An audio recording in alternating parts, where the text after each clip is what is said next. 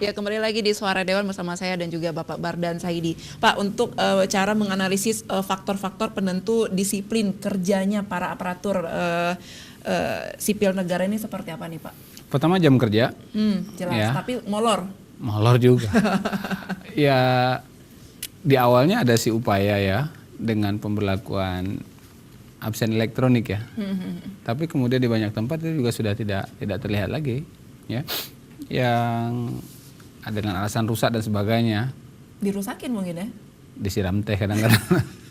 Kadang-kadang juga absen titip ya. Itu untuk menentukan kehadiran. Ada juga kemudian apakah kemudian apel pagi itu menjadi penting? Tapi kalau untuk teman-teman yang langsung ya memberikan pelayanan publik, utamanya di instalasi kesehatan ya. Saya acap kali menerima keluhan, pengaduan dari masyarakat baik langsung, by phone ya, kemudian dari beberapa akun layanan pengaduan yang saya buka, WhatsApp, dokter tidak ada, gitu. Kenapa? Oh lagi dinas luar dan sebagainya, lagi cuti. Kemudian di sekolah juga jalan kita, loh adik-adik kenapa di luar, nggak belajar, gurunya belum datang, gitu. Ini persoalan. Nah. Itu untuk yang nyata saja, belum lagi kalau kemudian kita lihat, kita masuk nih ke kebun, ke sawah, ke ladang, komplek pertanian. Pak, kok tanamannya bisa begini? Waduh kami nggak tahu Pak, Bapak belum tahu cara bercocok tanamnya begini, hasil pasca panennya begini. Ya nggak tahu Pak ya, penyuluh pertanian kan ada, gitu. Ini yang kemudian kita tidak melihat bahwa bagaimana mengukur kinerja seperti pertanyaan Agus tadi kan. Banyaknya juga permohonan atas akses permodalan dari UMKM. Kemana ini dilihat? Kemana kemudian ada pendampingan, ada klinik bisnis lah pendamping. Ketika kita lihat di luar sana sudah ada OKOC begitu kan. OKOC ya betul. One center, one kecamatan, one center begitu. Mereka di asistensi, mereka di coaching dan sebagainya. Begini loh cara memulai usaha. Begini loh kemudian untuk akses permodalan dan sebagainya. Nah ini yang kemudian pada tahap kedua yang harus dilakukan oleh pemerintah. Nah kita menunggu itu. Kok sepertinya pemerintah kita ini miskin kreativitas ya. Miskin sentuhan, miskin inovasi gitu kan. Berkutat dengan sesuatu yang rutin saja. Iya. Ya pagi masuk kantor, apa yang harus absen, jam siang sudah ngopi, pulang. Kayaknya seru nah, banget ya. Belum lagi nanti ketika akhir tahun laporan menumpuk. Kenapa nih? Waduh lagi progres akhir tahun nih begitu dan sebagainya. Dan lagi-lagi korbannya pada honorer. Yang dipekerjakan seperti itu. Ini menjadi penting ya. Kita melihat dan kita mendorong bahwa pemerintah untuk segera berbenah lah. Sudah tinggalkan zona nyaman. Aksi nyatanya ada nggak? Harus digebrak, harus dimulai begitu. Ada nggak sih di Aceh ini sosok seperti Bu Riswan tadi? Saya belum melihat seperti itu. Kalau di level kabupaten kota kita belum melihat. Jadi kayaknya perlu dibedah deh. Kabupaten kota mana yang kemudian betul-betul sudah melakukan pelayanan prima. Tapi kalau untuk lingkup pemerintah Aceh, sorry to say belum. Anda berasal dari Tanah Gayo. Nah, banyak sekali seperti instansi pemerintah. Anda mungkin sudah melihat banyak hal di sana. Ini sebuah kemajuan di Tanah Gayo, ataukah sama dengan daerah-daerah terpencil lainnya atau bagaimana nih Pak? Tidak jauh beda sih sebenarnya. Sama aja. Sama saja sebenarnya. Kalau kemudian prosedur pelayanan itu kemudian tidak disingkatkan begitu kan. Sekarang ini juga sudah model pelayanan ini di luaran ya, sudah model barcode begitu. Tanda tangan itu sudah DS istilahnya kan. ES ya, electronic signature itu. Ya, itu juga berlaku sah sebenarnya. Kalau kemudian suratnya sudah selesai Bapak, administrasinya sudah dipenuhi. Tapi pengesahan itu kan harus tanda tangan. Kenapa belum tanda tangan? Aduh, yang menandatangani otoritasinya masih di luar daerah, otoritas yang memberikan tanda tangan itu. Alasannya sangat klasik ya. Bagaimana lagi si pemohon ini menunggu gitu. Ini kan tidak bekerja baik dan sebagainya. Iya betul. Nah ungkapan-ungkapan seperti inilah yang kemudian bertumpah kepada kita. Wah ini harus ada upaya berani. Pemerintah harus kemudian menyelesaikan persoalan ini.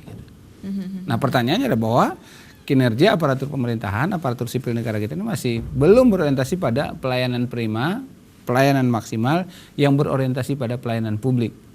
Baik. Itu dia. Belum lagi kita berbicara tentang kendali itu tadi. Terlalu luas kemudian Aceh ini aksesnya ke ibu kota provinsi. Artinya akan sulit sekali bersaing dengan akan kota-kota sangat yang sulit besar. sekali. Wow. Itu dia. Miris juga ya Pak ya. Nah itu yang kemudian pada tataran berikutnya kita ini menjadi daerah yang tidak ramah terhadap investasi. Oke, ya.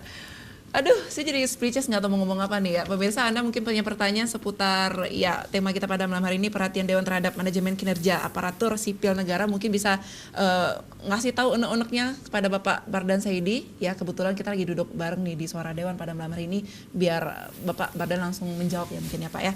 Pak, saya dapat informasi bahwasanya ASN Provinsi Aceh ini mempertanyakan penggunaan dana zakat oleh pemerintah yang dipotong sebanyak 2,5%. Betul tidak? Dari gaji mereka tanpa mereka tahu alasannya kemana uangnya lari. Sudah kanon kan? Sudah kanon, Sudah betul. kanon Aceh. Artinya? Yang kemudian dikelola oleh Badan Baitul Mal, disalurkan untuk SNAP zakat, ya diarahkan pada hal yang produktif seperti itu.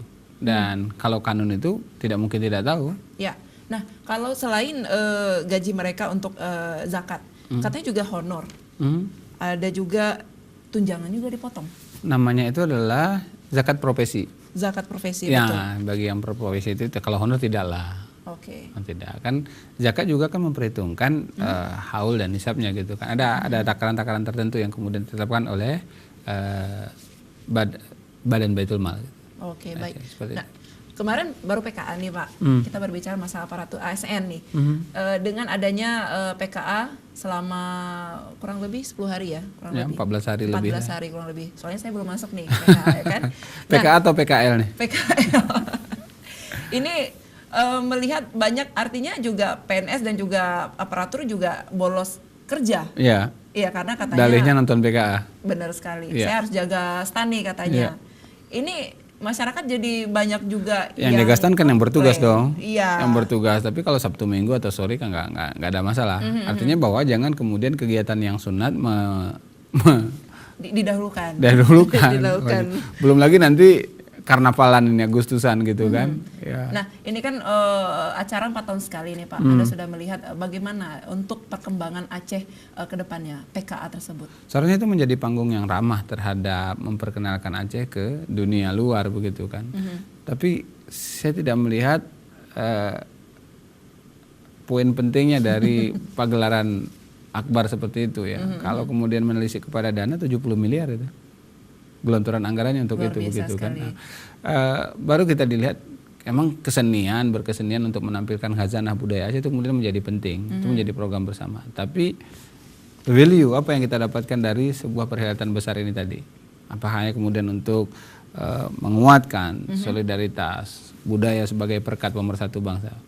Tapi saya melihat ini adalah lebih kepada ajang promo Aceh kepada dunia luar. Nah, kalau kemudian kita hanya melihat keberagaman budaya dari Kabupaten A ke Kabupaten B yang tidak kemudian expose kepada luar, ya saya kira stan-stan yang ada di Anjungan, Taman Ratu Sapiatuddin itu kan sudah menjadi miniatur Aceh sebenarnya. Kalau kita seperti jalan ke Taman Mini, konsep awalnya begitu. Iya, betul. Nah, gitu dia. Nah, lagi-lagi sejauh mana aparatur sipil kita, ya representasi dari kabupaten kota mengisi ini dengan baik sehingga ya miniatur Taman Ratu Sultanah Safiatuddin itu menjadi ya representasi Aceh lah. Berada di samping kantor gubernur kita gitu kan. Selain PKL ada nggak keluhan dari masyarakat lainnya? Parkir juga kan. Parkir liar ya Pak ya.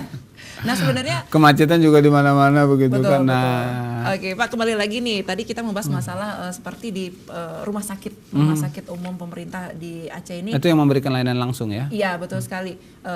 Tadi Bapak sudah menjelaskan bahwasanya kadang dokternya juga nggak ada di tempat, nah, dan akhirnya dipegang alih oleh dokter muda. Nah ini juga berimbas kepada kesehatan pasien ya Pak ya.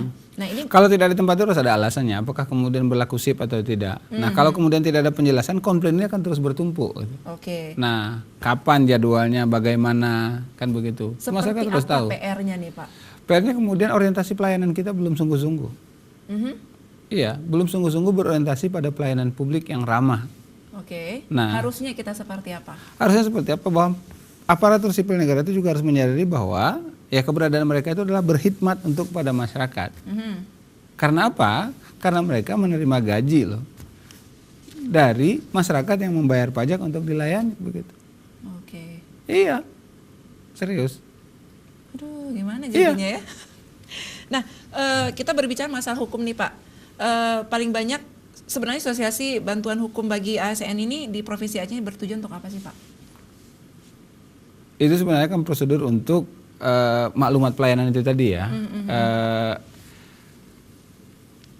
Beberapa minggu yang lalu saya melakukan kunjungan kerja lah, undangan ke Kepulauan Riau, tepatnya di Batam ya. Di sana itu dalam rangka memberikan perizinan kepada masyarakat, jelas apa yang disebut dengan mall pelayanan publik. Persis seperti mall, ruang tunggunya jelas. Sampai juga di sana menyediakan balai nikah. Ada yang mau nikah di situ juga. Disediakan, ada kadinya di situ. Catatannya kalau prosedurnya sudah lengkap, syaratnya sudah, malah gratis kalau nikah di situ. Ruang tunggunya untuk ibu hamil juga ada, ruang laktasinya juga ada. Persis seperti dalam mall kita. Anda mau apa? Mau izin paspor, silahkan. Mau perpanjangan KTP juga ada. Dalam satu tempat. Mau akta pembuatan tanah juga ada notarisnya di situ. Mau buka rekening bank juga ada. 5 perbankan. Mau urus SKCK juga ada. Mau urus SIM juga ada dalam satu mall. Begitu. Iya. Itu di Kepulauan Riau. Ya bayangkanlah gugusan Kepulauan Riau, dari Riau daratan ke pulau itu. Adanya di Batam. Nah ini menjadi model pelayanan publik yang betul-betul langsung. Dimudahkan. Kurang dari 5 menit orang sudah bisa boleh komplain. Kemudian ada mekanisme komplain di dalamnya atas layanan yang kami berikan. Ada gambar senyum, ada gambar cemerut, ada gambar marah. Hari itu akan dievaluasi lagi. Kalau umpamanya kita sebagai pemohon ya mendapatkan izinan dan pelayanan administrasi dari mall pelayanan publik tadi, siapa yang mau kita? Oh saya mau urus paspor Pak. Kita tidak pergi ke imigrasi, tapi sudah ada di situ. Nah untuk layanan paspor itu kan kita harus buat SKCK dulu. Harus buat pengantar lari kepala desa dulu, ada legalisir ijazah terakhir dan sebagainya. Di situ sudah ada semuanya. Ini Pak, meja 1, meja 2, meja 3 pakai loket. Antrian loket 1, meja 1. Antrian loket 2, meja 3. Apa yang kurang dikembalikan, dijelaskan. Pak ini lengkapi, kembalikan. Proses Anda sedang perizinannya sedang diproses. Silakan menunggu. Ada KP-nya di situ lagi. Duduk. Jadi seharian kita tidak. Bayangkan kalau kemudian si pemohon ingin mengurus paspor. Dia harus ke Polda dulu, harus ke Dinas Pendidikan dulu, baru ke kantor imigrasi. Berapa waktu yang harus diberikan? Betul. Nah ini dia. Contoh-contoh nyatanya sudah ada. Nah ayo teman-teman pemerintah Aceh, saatnya kita bergerak ini. Nah kalau Bapak sering nggak, misalkan kalau ada semacam pertemuan, Anda sering nggak memberikan? Saya sampaikan begitu, sudah disampaikan. Responnya seperti apa? Jauh panggang dari api nih kecewaan. Mudah-mudahan di suara parlemen di Taca TV bisa didengar. Iya benar. Mungkin ini ada juga yang ingin tahu itu seperti apa sih ini idenya seorang Pak Bardan Saidi ini seperti apa sih? Ini Bapak nih mewakilkan suara-suara anak muda ya di Aceh. Ya itu dia. Saya kemudian banyak ya. Kemarin kita ngobrol sama teman-teman nih. Bang, saya nggak bisa mungkin balik lagi nih ke kampung saya di Kota Candi sana, ke Singkil, Subuh Salam, Melabuh. Kenapa? Ijazah saya kurang legalisir. Ya sudah, kamu tamat SMA kan? Sudah, pergi ke Dinas Pendidikan saja sudah. Dibal-bal lagi. Waduh, nggak bisa, kalau kamu masih ada harus dibalik. Kalau kamu berorientasi, bawa ijazah aslinya. Nah, cek, lihat keberadaannya udah benar. Karena hanya untuk memberikan otorisasi, mengesahkan salinan fotokopi ini sesuai dengan aslinya, begitu kan? Iya. Hanya kekurangan saja. Bagaimana kemudian kita memberikan pelayanan yang tepat pada saat orang yang membutuhkan seperti itu kan. Nah setiap kali anggota dewan keluar negeri untuk studi banding nih. Dalam negeri aja dulu deh. Kalau luar negeri mesti terlalu sulit untuk kita bandingkan ya dengan soalnya kondisi. Mau nanya nih, kira-kira negara mana yang bisa kita contohkan untuk segala dalam negeri aja dulu deh, domestik aja dulu deh. Kalau dalam negeri. Surabaya luar biasa. Surabaya. Apa yang bisa Anda nilai Surabaya itu kalau kemudian untuk layanan pajak saja sudah drive thru. Drive thru. Iya. STNK kita sudah mati, lihat, cek, kasih tahu, bayar. Oke, Anda tertagih pajak sekian, colok ATM ke Bank Jatim, keluar deh korporasinya. Keluar barcode-nya sudah. Nanti kalau sudah ada razia di jalan tinggal buka. Scan begini, oke, Anda menunggak pajak. Anda lunas pajak dan sebagainya. Jadi kita tidak perlu antri di Samsat, tidak perlu antri di kantor pajak, tidak perlu antri di apalagi istilahnya ini Dinas Pendapatan ya, begitu. Konturnya sudah ada drive-thru-nya. Seperti itu. Wow, itu untuk tingkat Surabaya. Kota Surabaya. Aceh kapan ya? Iya. Di Ambarukmo itu ya, seperti itu. Dan seperti ini sudah ada kotak-kotaknya. Nah, kalau model Kepulauan Riau yang ada di Batam itu tadi itu semua bentuk perizinan. Ada sekitar 48 perizinan yang diberikan itu dalam satu mall begitu. Oke, baik. Sangat ramah. Nah, itu bentuk komitmen pelayanan pemerintah. Dan Banda Aceh juga belum bisa berkomitmen. Kalau Kota Banda Aceh baru pada KTP-nya mungkin ya di Balai Kota ya, seperti itu. Nah, kalau untuk urus KTP saja masih lama, gimana sih persoalannya begitu? Oke, baik pemirsa, mungkin ada yang pertanyaan silakan langsung di nomor telepon yang tertera di layar televisi Anda. Ini Pak masih masalah kasus, kita melihat banyak sekali ASN ini memiliki kasus banyak sekali. Nah ini karena kita juga waktunya sudah sangat-sangat mepet nih Pak, mohon maaf sekali, mungkin next kita akan berjumpa kembali. Kira-kira apa yang ingin Bapak sampaikan? Orientasi pelayanan kepada masyarakat adalah komitmen pemerintah dalam rangka melayani masyarakatnya, karena memang aparatur sipil negara ditugasi untuk itu atas gaji yang ia terima setiap bulan. Seperti baik, itu. kita break sementara. Ya pemirsa, kami akan segera kembali tetap di Suara Dewan.